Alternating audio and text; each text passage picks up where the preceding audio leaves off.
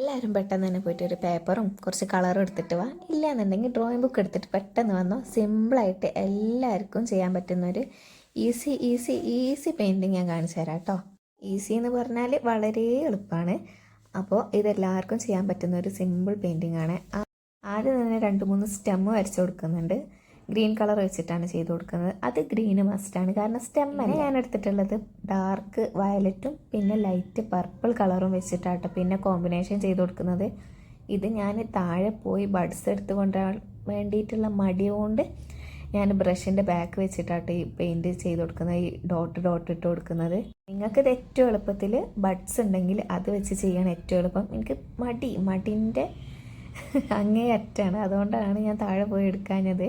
അങ്ങനെ ഇത് 3 സ്റ്റെമ്മിലും ചെയ്ത് കൊടുക്കുക. പിന്നെ സാധാ പോലെ അടിയിൽ ഗ്രാസ് ചെയ്ത് കൊടുക്കുക. ഇത്രയും സിമ്പിളായിട്ടുള്ള പെയിൻറ്റിങ് ഉണ്ടോ ചോദിച്ചാൽ എനിക്ക് അറിയില്ല. അത്രയും സിമ്പിളാണ്, എല്ലാവർക്കും ചെയ്യാൻ പറ്റും. അപ്പോൾ നമ്മുടെ പെയിൻറ്റിങ് സീരീസിൻ്റെ പാർട്ട് 3 ആണ്.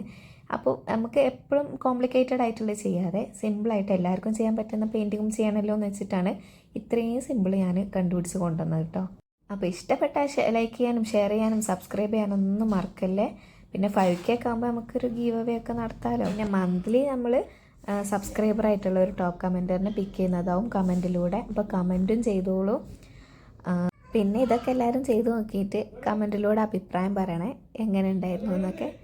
അപ്പോൾ ഓക്കെ, ബായ്.